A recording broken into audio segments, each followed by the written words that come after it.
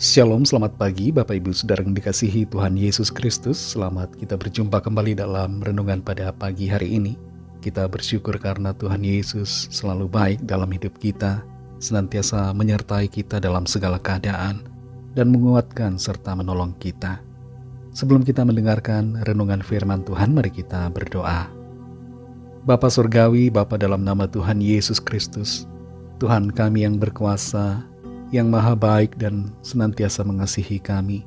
Terima kasih, kami bersyukur untuk penyertaan Tuhan dari malam hingga pagi ini. Dan terima kasih untuk anugerah-Mu di hari baru ini. Saat ini kami mau mendengar kebenaran firman-Mu. Urapilah kami ya Bapa, supaya kami mengerti dan mentaati akan setiap kehendak-Mu. Dalam nama Tuhan Yesus kami berdoa. Haleluya, amin. Saudara yang dikasih Tuhan, ayat firman Tuhan saat ini terdapat dalam Injil Lukas pasal 14 ayat 8-9. Tertulis demikian. Kalau seorang mengundang engkau ke pesta perkawinan, janganlah duduk di tempat kehormatan, sebab mungkin orang itu telah mengundang seorang yang lebih terhormat daripadamu, supaya orang itu yang mengundang engkau dan dia jangan datang dan berkata kepadamu, berilah tempat ini kepada orang itu. Lalu engkau dengan malu harus pergi duduk di tempat yang paling rendah. Saudara yang dikasih Tuhan, suatu kali saya dan istri bepergian naik pesawat dengan tiket ekonomi. Dan sesuai dengan boarding pass, tempat duduk kami adalah di kursi ekonomi. Setelah beberapa saat duduk di kursi yang telah ditentukan, sebelum pesawat akan mulai bergerak, seorang pramugari menghampiri kami dan menawarkan apakah kami mau pindah dan duduk di kursi bisnis. Saya dan istri kaget karena tawaran itu, lalu kemudian menyetujui untuk pindah ke kursi bisnis yang ditawarkan tanpa membayar apapun juga. Sebuah surprise yang tidak kami sangka terjadi pada saat itu. Dalam hidup ini, saudara, kita perlu selalu untuk menjaga sikap agar tidak meninggikan diri, tapi merendahkan diri kita, serta bersikap rendah hati terhadap sesama, terlebih lagi terhadap Tuhan. Dalam ayat-ayat lanjutan dari Lukas 14 ayat 8-9 tadi, khususnya di ayat 10-11 tertulis, tetapi apabila engkau diundang, pergilah duduk di tempat yang paling rendah. Mungkin tuan rumah akan datang dan berkata kepadamu, sahabat, silakan duduk di depan. Dan dengan demikian engkau akan menerima hormat di depan mata semua tamu yang lain. Sebab barang siapa meninggikan diri, ia akan direndahkan. Dan barang siapa merendahkan diri, ia akan ditinggikan. Bertolak belakang dengan cara pandang dunia ini, dengan prinsip yang seringkali ada di dunia, Tuhan Yesus mengajarkan kepada kita semua tentang bagaimana seharusnya kita bersikap merendahkan diri kita dan menjadikan itu sebagai suatu kebiasaan dalam kehidupan kita sehari-hari. Tuhan Yesus mengambil satu contoh perumpamaan tentang bagaimana ketika diundang dalam sebuah acara. Dalam tradisi konteks waktu itu, di sebuah acara pertemuan seringkali ada kursi-kursi khusus. Kursi bagian depan biasanya diperuntukkan untuk tamu yang istimewa. Dan Tuhan Yesus menekankan agar tidak merasa istimewa. Jangan kita merasa sebagai orang yang spesial, tapi rendahkan diri kita. Jangan mengincar posisi-posisi yang terhormat, tapi biarlah kita merendahkan diri. Tuhan Yesus menjadi teladan sempurna dalam hal kerendahan hati dan dalam sikap merendahkan diri. Ia meninggalkan kemuliaannya di sorga dan lahir sebagai manusia biasa, serta rela mati di kayu salib demi keselamatan kita. Kalau Tuhan Yesus saja, yang adalah Allah pencipta dunia ini, mau merendahkan dirinya, lalu mengapa kita tidak mau merendahkan diri kita? Mengapa kita tidak bersikap rendah hati? Dan sebaliknya kita seringkali sombong, tinggi hati, mencari posisi-posisi yang terhormat.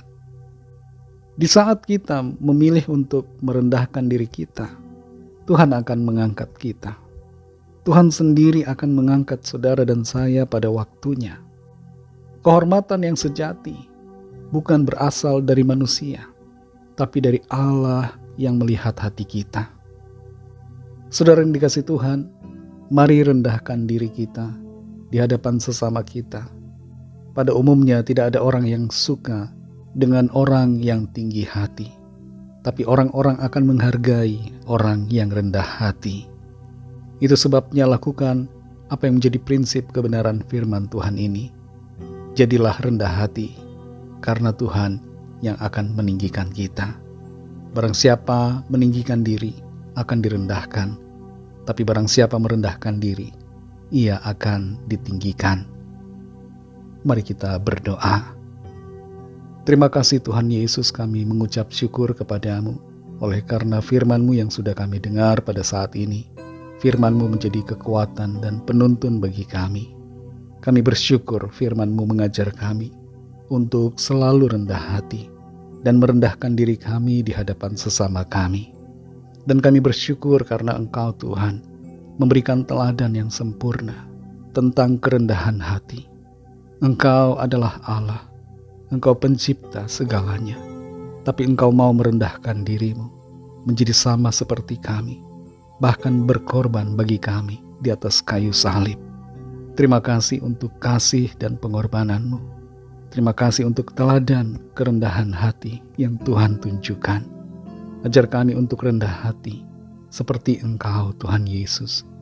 Berkatilah kami di sepanjang hari ini dalam segala tugas aktivitas kami, supaya sikap kami terhadap sesama kami di lingkungan di mana kami berada adalah sikap yang merendahkan diri.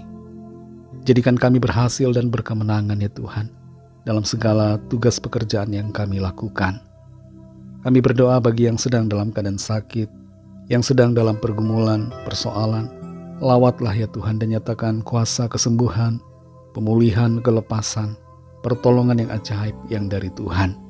Kami percaya kami alami jawaban doa, kami alami mujizat dalam kehidupan kami. Kami serahkan semua ke dalam tangan kasih-Mu.